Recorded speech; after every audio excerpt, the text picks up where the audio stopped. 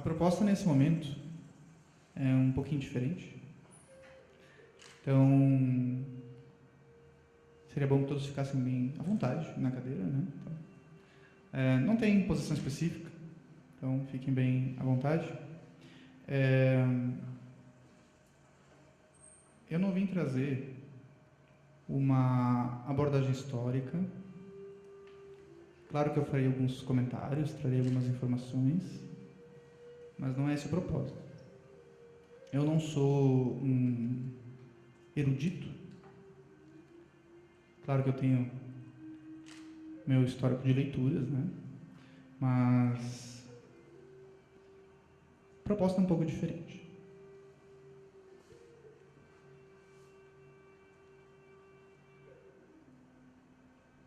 Existe muito material sobre o xamanismo que a gente pode encontrar na internet, em livros, e por isso eu não acho interessante que o foco nesse momento seja esse. Acho que a gente pode aproveitar muito mais com uma abordagem, talvez nos demonstrando o quanto o xamanismo ele está na nossa vida e talvez nós não tenhamos percebido. É importante dizer, xamanismo ele não é uma religião. Xamanismo é um termo genérico utilizado para todas as crenças, todas as tradições tribais da humanidade, consideradas, portanto, a tradição religiosa ou filosófica mais antiga da humanidade.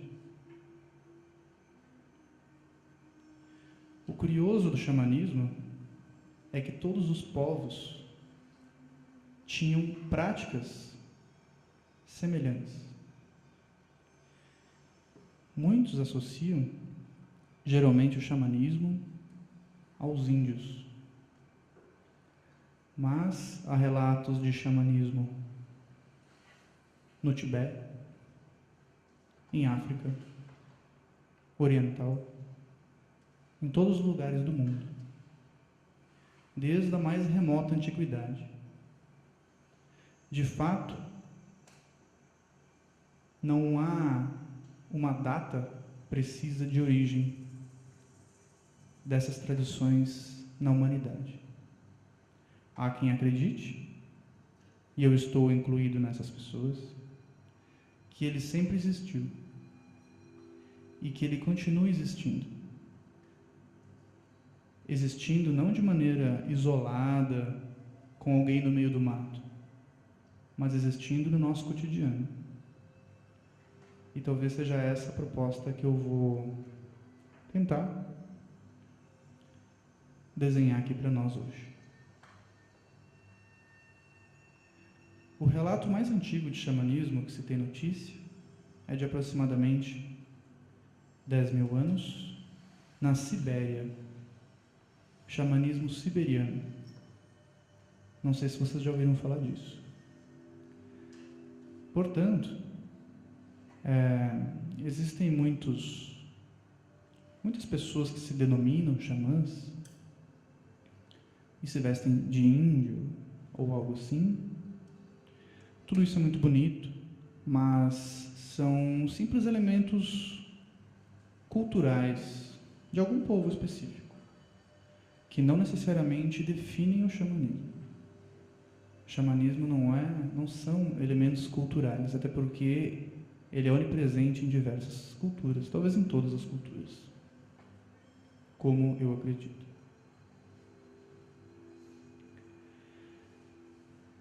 Há também aqueles que associam o xamanismo a enteógenos e instrumentos de expansão da consciência. Todas essas ferramentas podem ser utilizadas pelo xamã, ou não.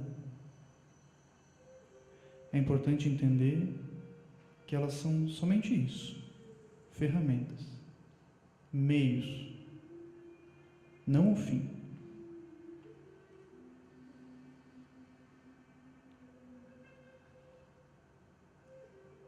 Um elemento essencial que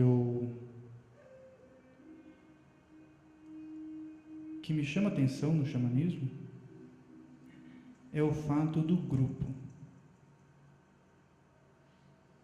Não existe xamã sem sua tribo. Não existe o porquê existir xamã sem seu clã. Ele não tem função. Ele perde o sentido. Como que ele vai ser o guardião se ele não tiver nada para guardar, nada para preservar e nem quem passar adiante ou utilizar aquele conhecimento em prol da sua comunidade? Hoje, durante o dia, nós ouvimos falar de várias tradições que certamente derivam diretamente do xamanismo. E todas elas salientaram alguns aspectos. Só eu reparei que a mãe Águida, durante a palestra, estava com a sua tribo lhe protegendo o tempo todo. Ela não veio sozinha. E eles não ficaram sentados na plateia enquanto ela falava. Ela era a porta-voz. Ela era, mais do que isso, a contadora de histórias da tribo. Ela veio aqui para contar histórias para nós. Que, como o Rafa disse na fala dele sobre o budismo, pouco importa se são de fato real. A questão é que efeitos que elas nos trazem, que efeitos que elas provocam. Assim como a mitologia.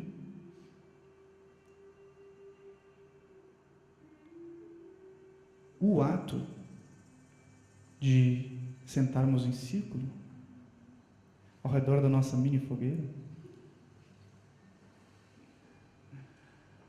talvez seja um dos hábitos mais antigos da humanidade. Nesse momento agora, somos todos semelhantes. Não exatamente iguais, mas semelhantes. Todos pertencendo à mesma tribo.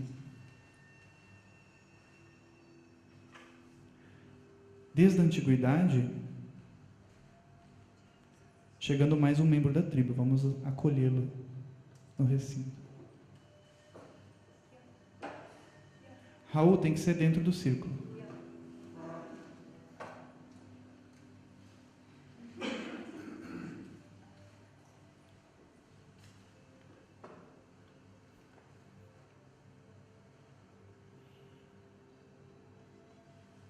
Quando nós repetimos o ato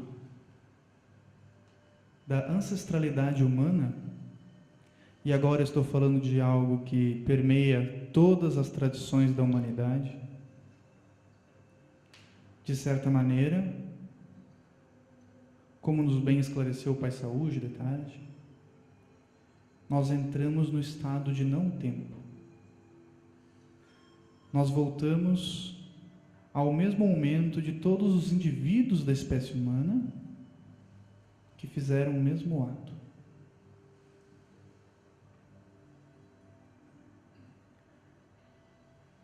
A Patrícia, na massagem oriental, sexta-feira, ela falou da nossa orelha. Alguém prestou atenção nessa parte?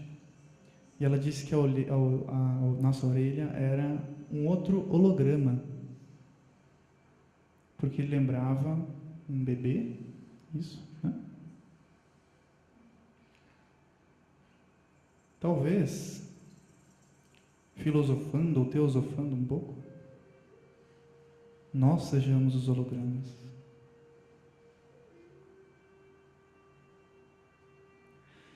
Quando nós sentamos em círculo, talvez esse ato tenha várias representações.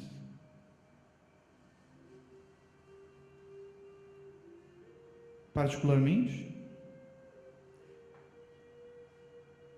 com o nosso núcleo no meio, muito me lembra uma célula, seja ela humana ou de qualquer outra natureza. Nesse momento, nós estamos exercitando a unidade. E as práticas xamânicas de todos os tempos tinham esse hábito. Quando uma tribo dança ao redor de uma fogueira, quem sabe o que estão representando? Não estariam repetindo o movimento dos planetas ao redor do nosso núcleo?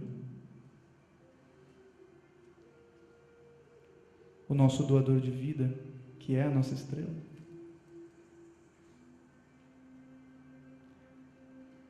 Blavatsky descreve na Cosmogênese que a primeira visão que ela tem do livro de Tizan é um círculo perfeito em um fundo escuro. E esse círculo representa a unidade. A segunda imagem é um círculo, o mesmo círculo, com um ponto no meio. E isso representa a manifestação, a primeira manifestação. Nós, nesse momento, estamos com um ponto central. E, embora seja uma chama pequenininha, ela é viva. Sabiam disso? O fogo, para quem não está familiarizado, possui todas as características que definem a vida. Um ser vivo é considerado aquele que se alimenta, respira e se multiplica. O fogo tem todas essas características. Ele se alimenta, ele consome oxigênio e ele se multiplica.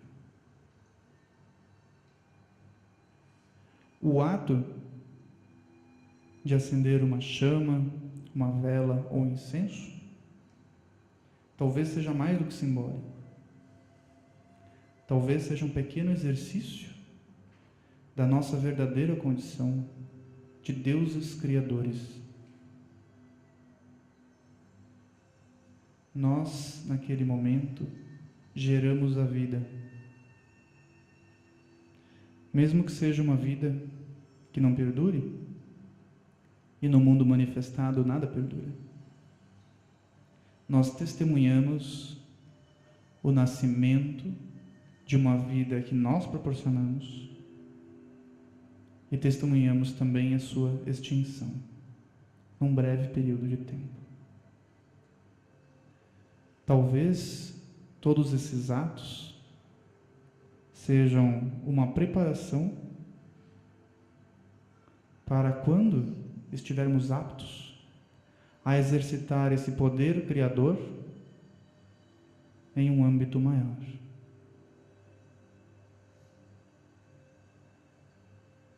Criar planetas, sóis, quem sabe o que nos aguarda.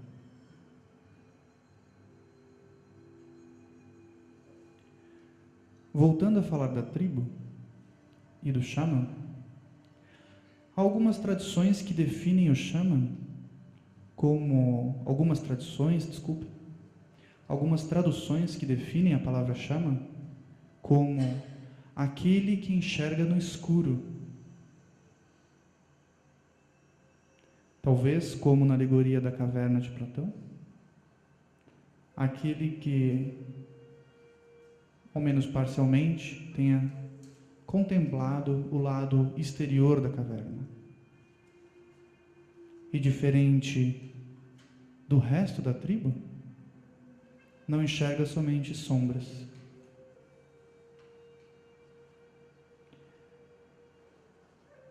questão é que numa tribo, o xamã, ou tomarei a liberdade de usar a palavra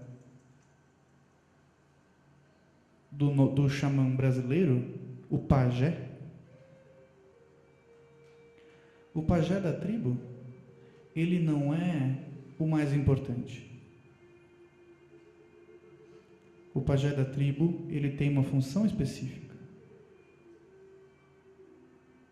Assim como tem o chefe, o guerreiro, o coletor de alimentos, aquele que prepara os alimentos, todos são importantes. O mais importante do que os indivíduos é a própria tribo. Além do xamã, nós temos outras funções relacionadas ao sagrado. Uma delas é a do contador de histórias. Na sociedade teosófica nós temos vários. Painel de 20 minutos na sociedade teosófica dura 2h30 no mínimo. Porque são pessoas que têm essa característica de nos conduzir através das palavras. E essa não é uma característica qualquer. Ela é extremamente poderosa, extremamente significativa e extremamente importante. Algumas traduções da palavra magia, originalmente, a definem como a arte. De acordo com algumas interpretações, incluindo a minha, magia e arte são sinônimos.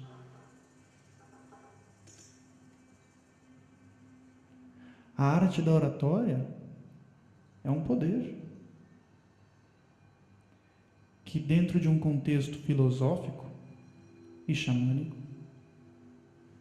deveria ser utilizado com somente um propósito: elevar o grau de consciência de todos da tribo. Essa é a função do contador de histórias. Essa é a função do escritor. Essa é a função do músico. Essa é a função do pintor e assim por diante. Essa é a única função.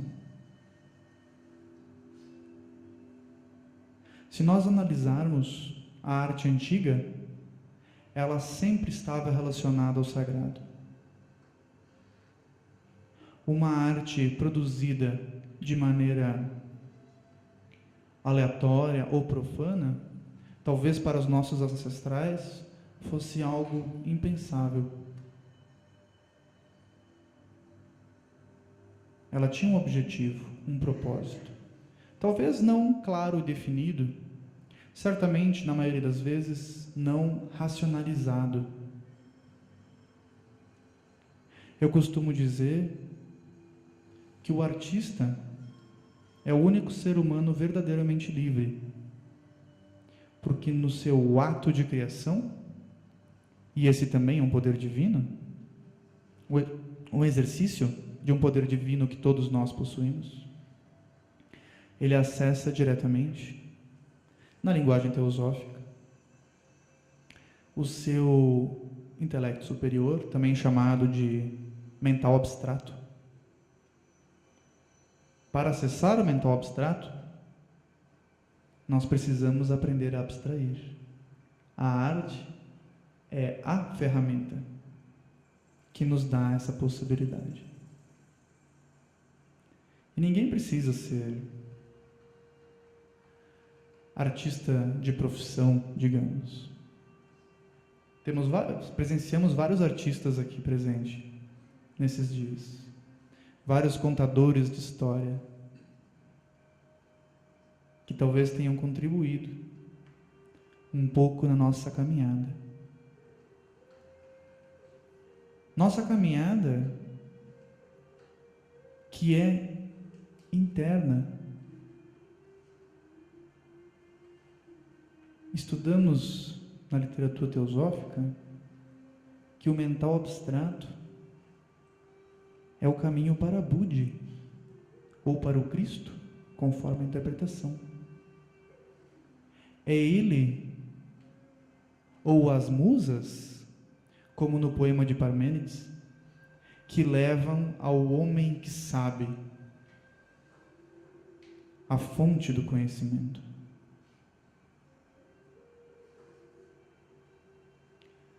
Voltando a falar do Xamã, ou do pajé,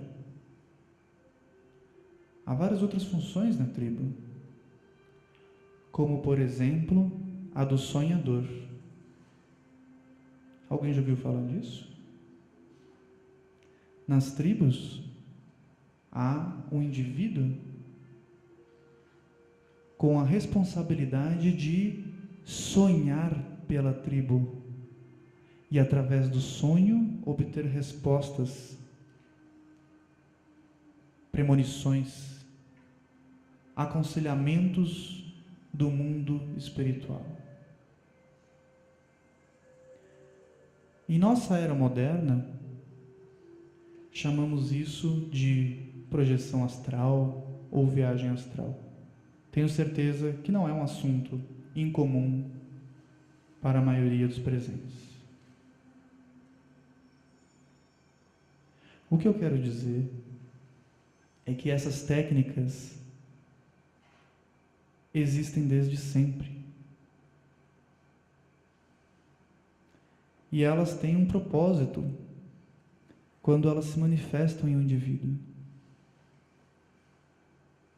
que é unicamente que ele aprenda a fazer o melhor uso em benefício da sua tribo, da sua comunidade, do seu clã, daqueles que estão ao seu redor,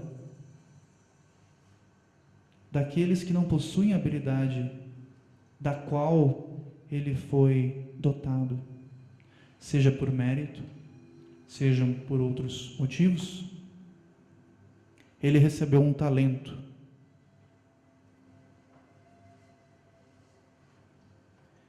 E diz o mestre Nazareno que nós devemos multiplicar todos os nossos talentos.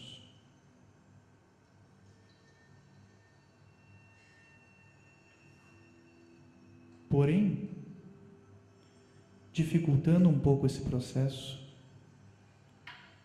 nós nascemos no Kali Yuga, onde muitas dessas habilidades se degeneraram, perderam seu propósito. E nós, infelizmente, perdemos, ao menos em nossa cultura ocidental, de maneira geral, o contato com o nosso clã. Nós temos um senso de comunidade muito pequeno. A cultura da época que nós nascemos, principalmente no Ocidente, está profundamente focada no individualismo, no egoísmo, que tem o seu porquê de existir. É também o desejo e a vaidade.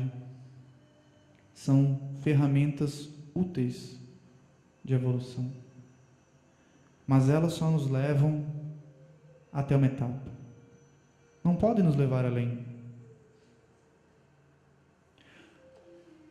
Mestre Raul Branco, hoje, nos falou que quando recebemos uma informação de um livro, ele chamou de conhecimento de segunda mão, ou mera informação. Nós nem precisamos de teosofia para entender esse conceito. Eu, como professor, estudei isso em educação. A repetição de dados é mera informação, jogo de palavras, memorização. Nós só conhecemos de fato o que vivenciamos.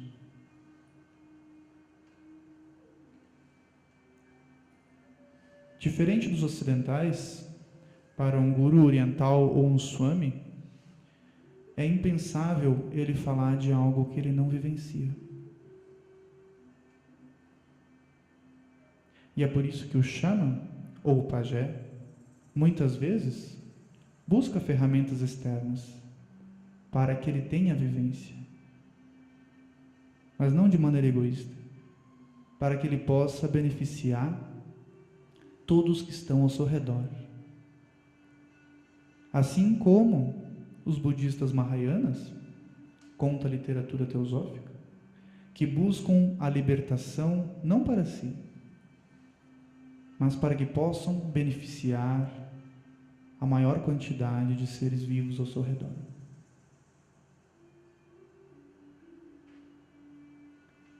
Vivemos uma época que a magia ou a arte foi corrompida em puro entretenimento. Alguns dizem que os atuais xamãs do nosso tempo são os publicitários, que usam símbolos, cores, palavras, música, artes gráficas, simplesmente para nos convencer de que necessitamos de algo que nós de fato não precisamos. Ou seja, como nas críticas que foram feitas nesses 2 dias sobre algumas práticas de meditação, nos prendem ao Maya ou ao Sansara. Ou seja, faz o efeito inverso. Talvez seja isso que Blavatsky chame de magia negra. Porque ela nos conta também que a mesma prática pode ser considerada magia altruísta ou egoísta, conforme o seu propósito.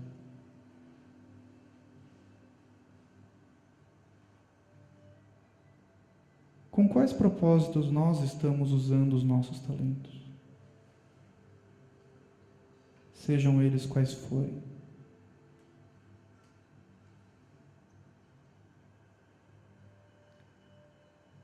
Voltando a falar de tribo, nós continuamos inseridos em tribos. A questão é que com a urbanização, nós circulamos por mais de uma, e isso afeta o nosso senso de comunidade, porque nós não sabemos ao certo a qual pertencemos. Mas talvez, buscando a verdade desse momento que estamos vivendo, seja nosso papel aprender a conviver da melhor maneira possível em todas elas.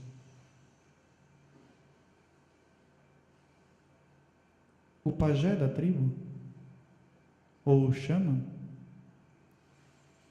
é aquele indivíduo da tribo responsável pela ponte entre o mundano e o sagrado, entre o material e o espiritual, entre o temporal e o eterno. A função dele é conduzir da melhor maneira que ele puder todos da tribo.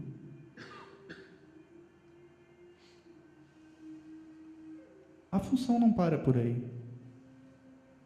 O Shaman também é o psicólogo, o médico. Tem diversas funções.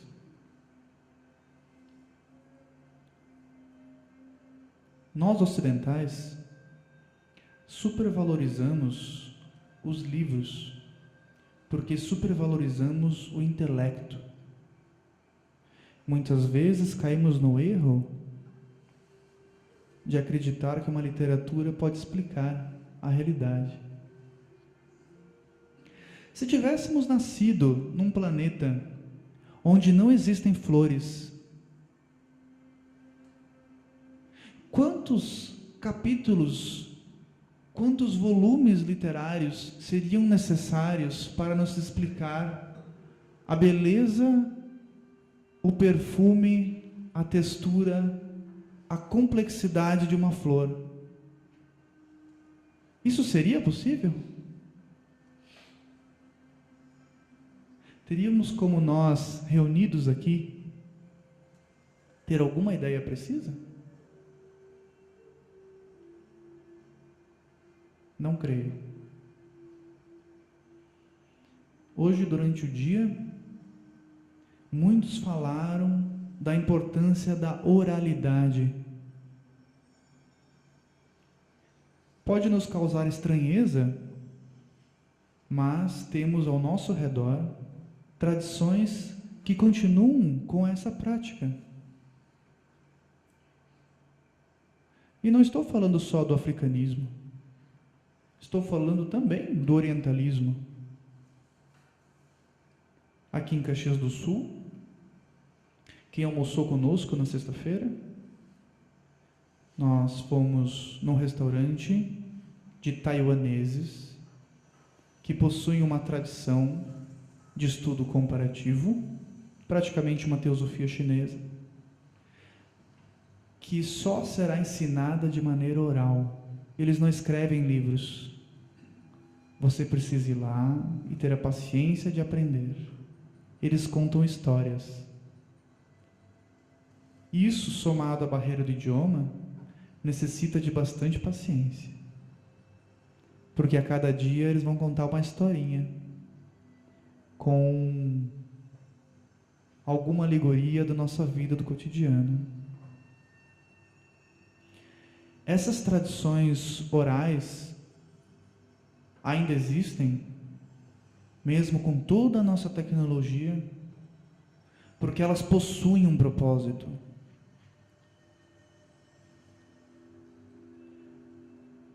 Quando nos reunimos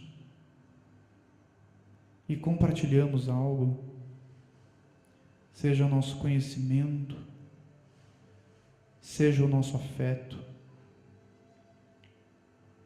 ou, no melhor dos casos, ambos os elementos,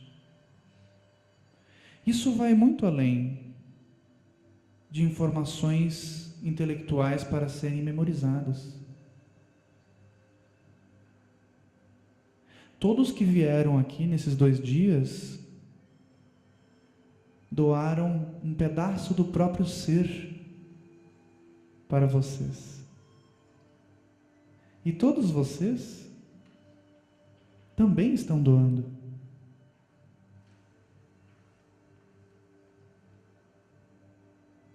Talvez esse fosse o propósito dos diálogos ao redor da fogueira.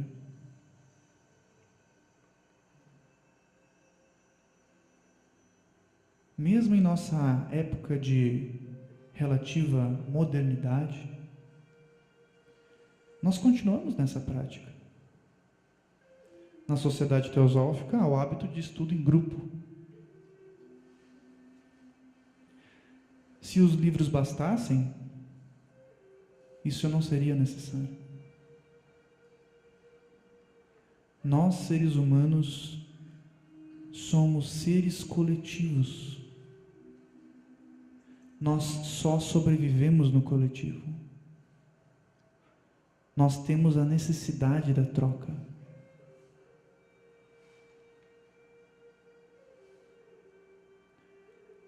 talvez, de todos os caminhos que nós estudamos e falamos, talvez o mais rápido para encontrar a Deus seja encontrar Deus no outro. Porque talvez não exista outro. Antes eu falei que o caminho era interno. Mas qual a diferença de interno e externo? Talvez não haja.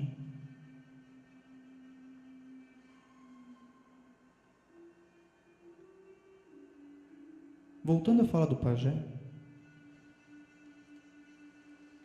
um teósofo brasileiro que eu admiro muito, Marco Aurélio Bilíbio, me contou que os pajés Yanomamis, que ele teve a oportunidade de conhecer, lhe contaram que eles identificam o próximo pajé ainda nas crianças, pois ela é uma tradição oral passada de um para outro. Sempre há um pajé e sempre há um ou mais aprendizes. Mas como que eles identificam? Pelo comportamento. Geralmente aquela criança que não participa das brincadeiras comuns das outras crianças. Aquela criança que fica isolada, contemplando a natureza, em um exercício introspectivo, de auto-isolamento. E essa criança, se não for devidamente orientada, ela vai sofrer. Porque ela não vai se enquadrar, mesmo que ela queira.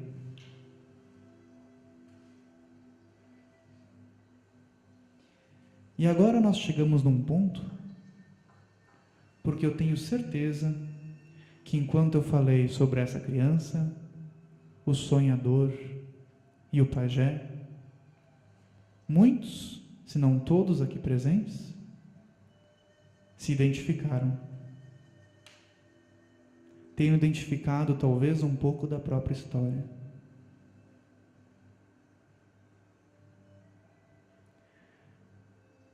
Nenhum de vocês teria vindo aqui hoje se não houvesse um certo distanciamento da tribo que fizesse, como disse o João Pedro em sua fala brilhante agora há pouco, iniciado algum movimento. O fato de vocês estarem aqui é um movimento.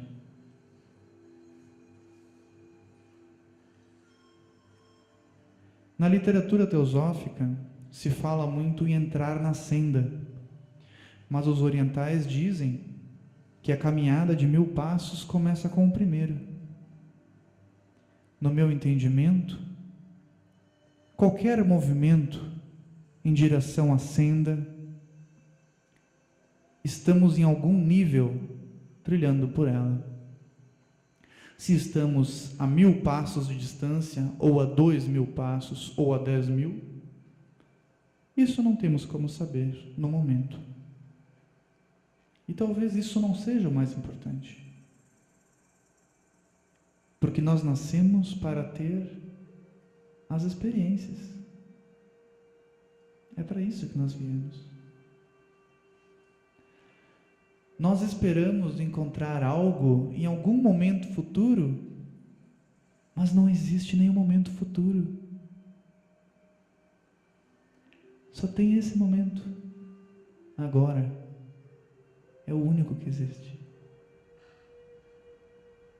O que existe é uma consciência, também chamada espírito, ou Atma,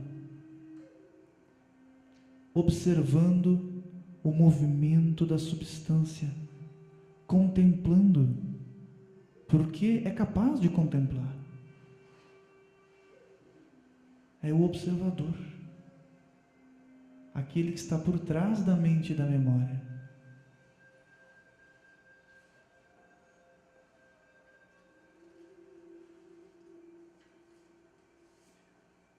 Acredito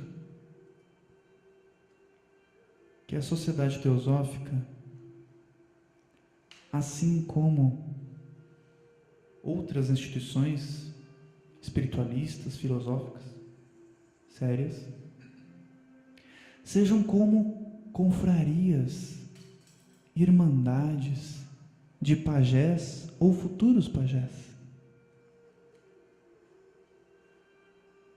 Pessoas que têm o dever e a responsabilidade de se instruir sobre esses assuntos, mas não para si, nunca é para si, é para a tribo. Aquela tribo que nós nos afastamos, seja o nosso seio familiar, profissional, social,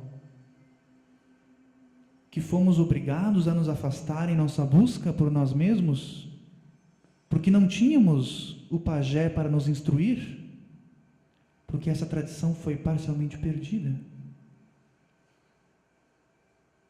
Haverá um momento do retorno, onde voltamos não para mudar a tribo, não para apontar o dedo e acusá-los de não perceberem o que nós percebemos. Essa não é a função de todos da tribo. O pajé é a ponte. E é a função dele retornar. Mesmo que difamado, mesmo que odiado, a função dele é doar a si mesmo para a sua comunidade humana.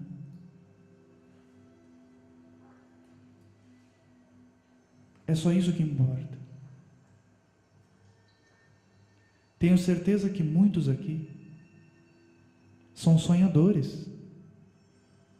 Já tiveram sonhos significativos. Talvez continuem tendo. Tenho certeza que muitos aqui, em algum momento da vida, naturalmente, as pessoas procuraram para pedir conselhos em momentos de dificuldade. A tribo pode não gostar do pajé, mas ela identifica. Ela percebe aquele entre eles que tem essa função, que tem essa possibilidade, essa capacidade, esse talento, esse dom de olhar o não tempo, de perceber as coisas em sua verdadeira essência. E com isso, encontrar a cura de várias mazelas.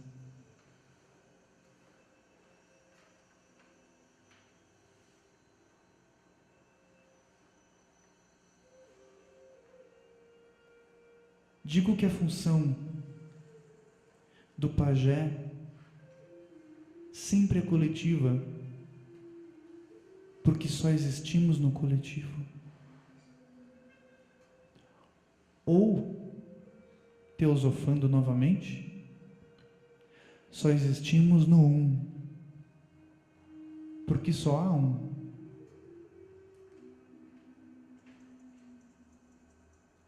Talvez a nossa orelha seja realmente um holograma de um bebê humano.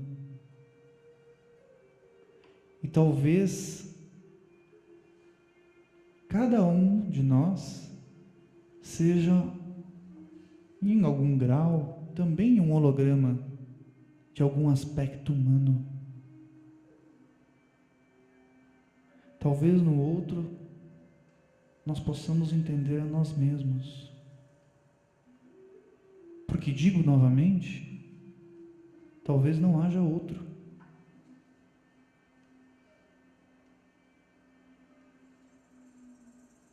Talvez não sejam somente as obras sagradas, Raul, que falam de aspectos internos.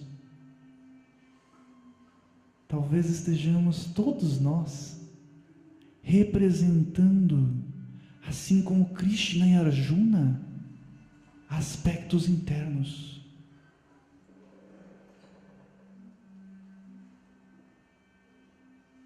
Talvez não sejamos vários seres.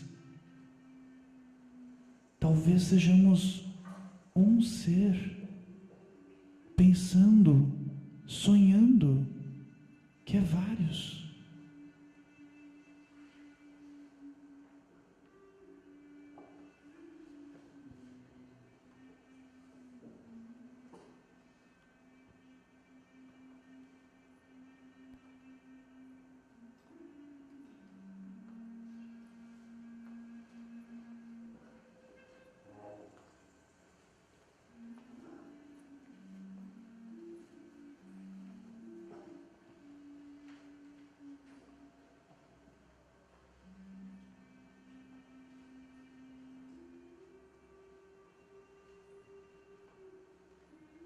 Pontos de vista diferentes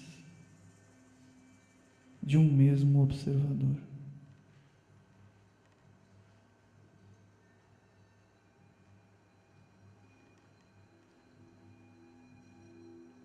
Xamanismo não é uma religião, não é uma filosofia, é uma organização natural da comunidade humana.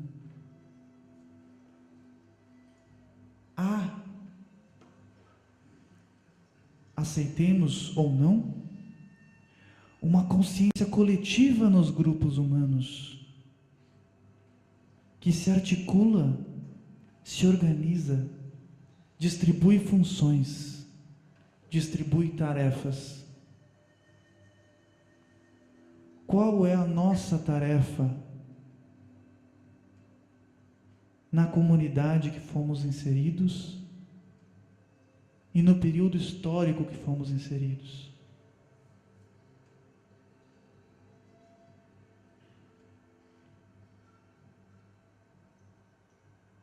Porque cada um de nós tem uma função. Os indianos chamam isso de Dharma.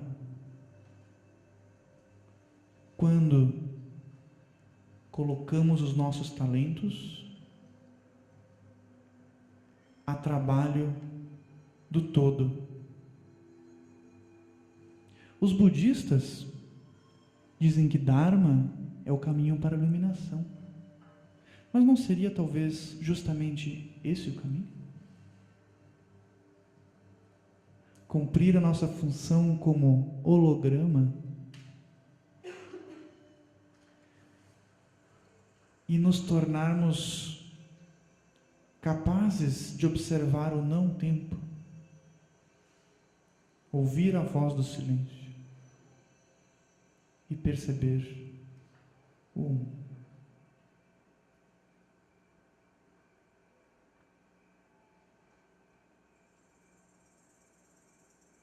Eu avisei que minha fala não seria convencional.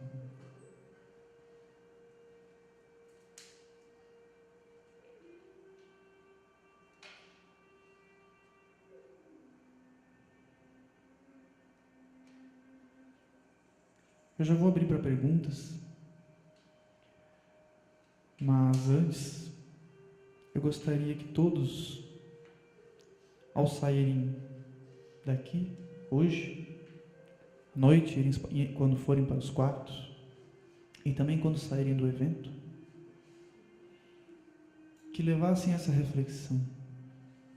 Talvez não sejamos nós os xamãs das nossas tribos. Talvez não tenhamos uma tarefa para cumprir.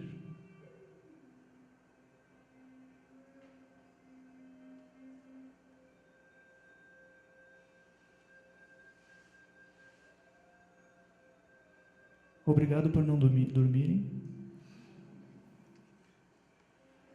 Se alguém quiser fazer alguma pergunta, ou colocação, ou oração.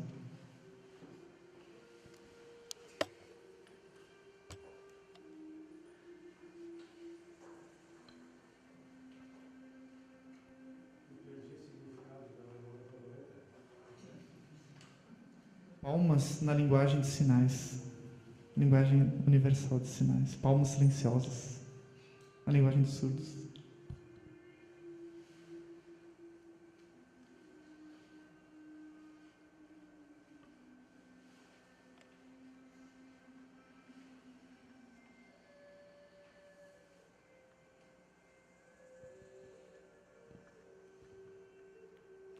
Se ninguém tiver perguntas,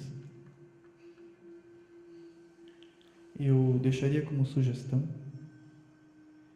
que, na medida do possível, quem quiser realizar, eu recomendaria, agora até o momento de nós pegarmos no sono, uma prática do silêncio.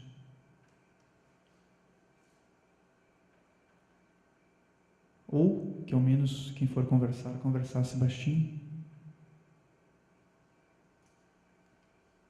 Porque chega um momento, estudar é bom, é importante, é o primeiro passo, a busca do discernimento, nos esclareceu Krishnamurti na obra Aos Pés do Mestre. Mas chega um momento que temos que calar temporariamente a mente. Como diz a Isis Rezende, membro da Sociedade Teosófica, presidente da Associação Interamericana da Sociedade Teosófica Internacional, a mente mente continuamente e descaradamente. Os labirintos mentais nos levam até uma etapa. A mente concreta ou racional nos leva até uma etapa. Ela tem um teto. Ela não pode entrar na abstração, porque é impossível.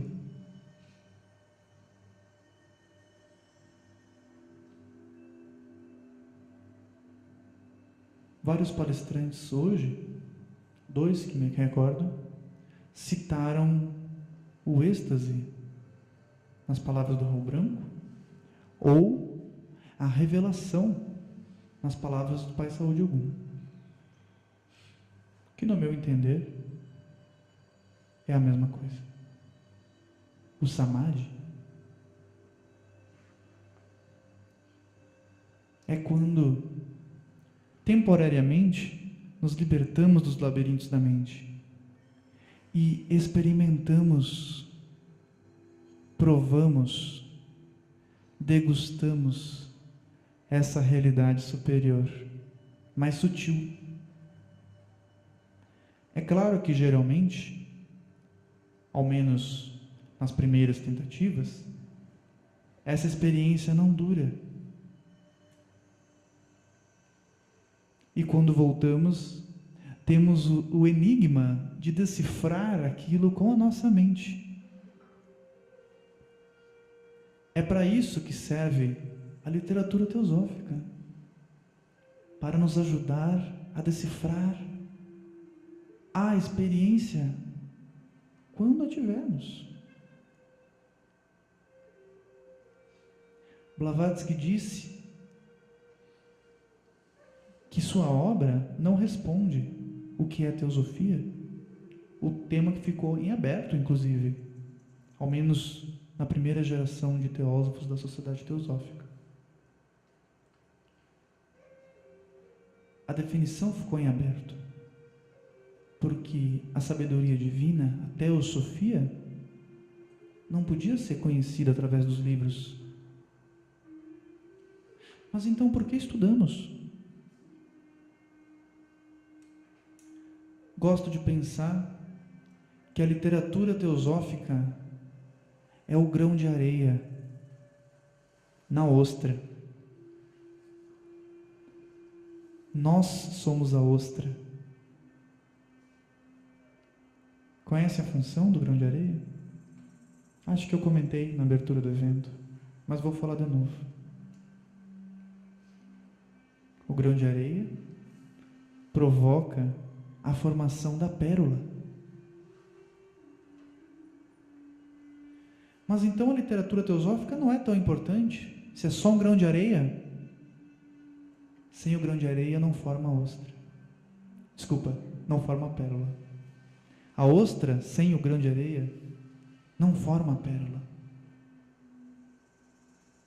A experiência do êxtase, que muitas vezes é provocado, e durante o dia vários oradores alertaram para os perigos de algumas práticas, os perigos da pressa inerente do ocidental.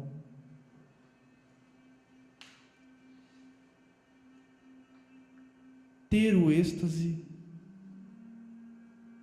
é uma coisa, sustentar o êxtase é outra, compreender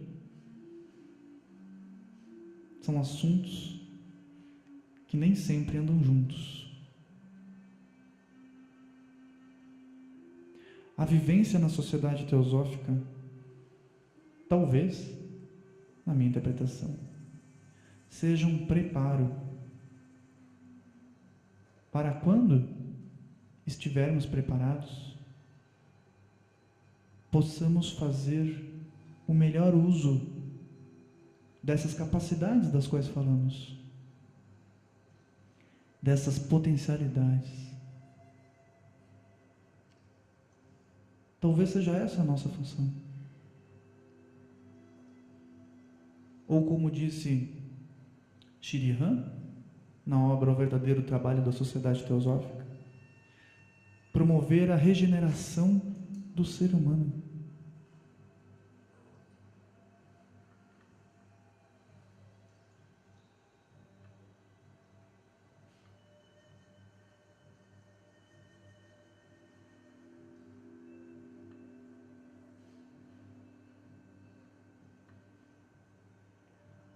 A sociedade teosófica, no meu entendimento, é um meio, não um fim.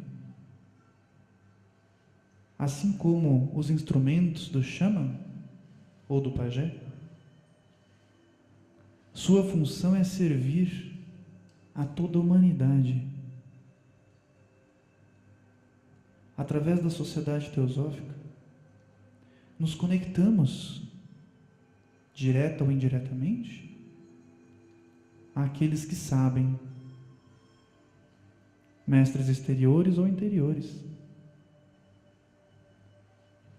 E através dos grupos e lojas, estendemos nossas mãos para abraçar o mundo em uma irmandade coletiva, mundial.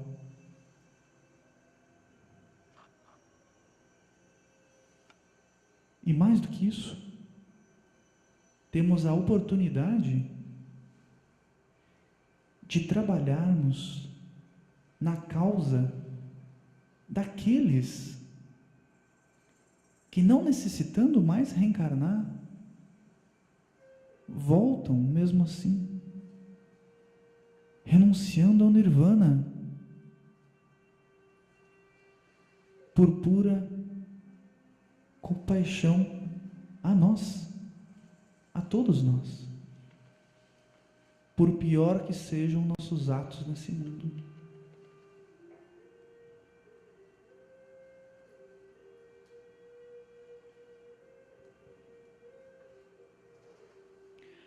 Há pouco tempo atrás, se me perguntassem qual é o teu maior medo, eu responderia: ver o Mestre.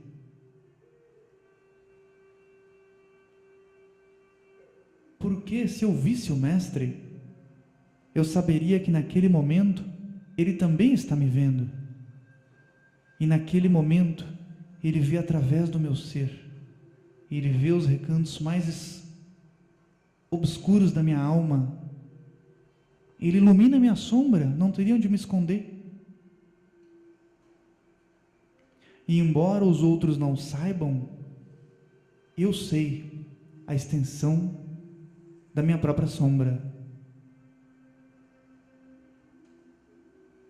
Então a ideia, como nós lemos em algumas obras, como o Diário Oculto de Geoffrey Hodgson, citado hoje pelo Raul Branco, traduzido pelo Raul Branco, temos a obra em PDF, Raul Branco, onde Geoffrey Hodgson diz que via o mestre à sua frente. Essa ideia me deixava em pânico. Essa possibilidade me parecia, no meu nível, terrível. Até o momento que eu compreendi que o mestre não está nos julgando. Eles estão além do julgamento. Eles esgotaram a existência humana. Eles sabem pelo que nós estamos passando. Eles sabem que não é fácil passar pelo que nós estamos passando. Eles sabem que nós não somos completos ainda.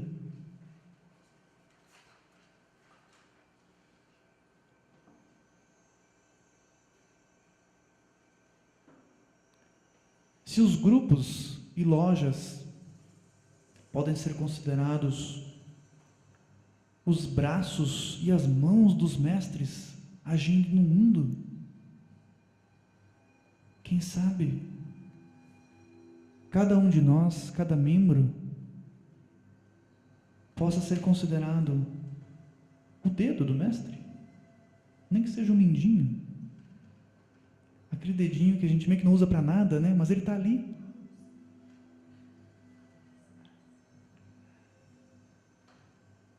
Ele pode não ter muita utilidade,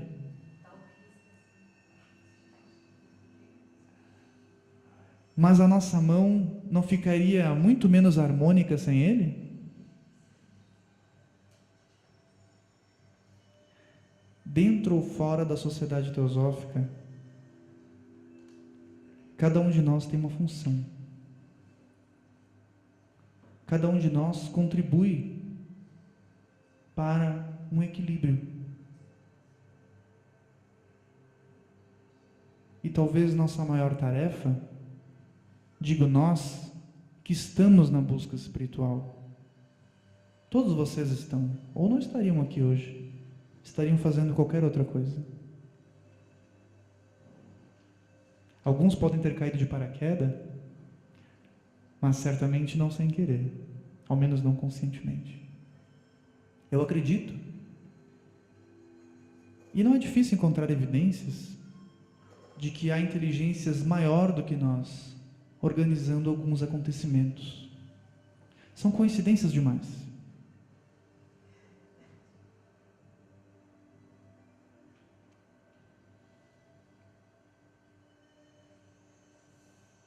Qual a nossa função?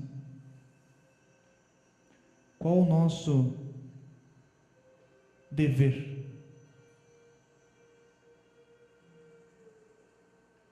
Será que estamos preparados para ele? Será que nos falta preparação? Onde podemos encontrar essa preparação? Será que conseguimos sozinhos? Será que precisamos conseguir sozinhos?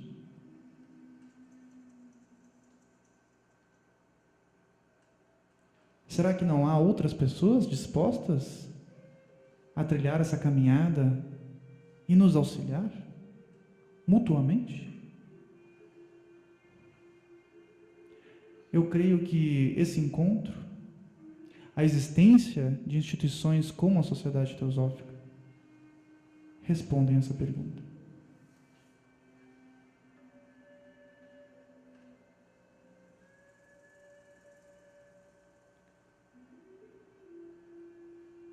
Antes que alguém durma, mais uma vez eu agradeço e abro perguntas, se alguém tiver alguma, ou colocação, enfim.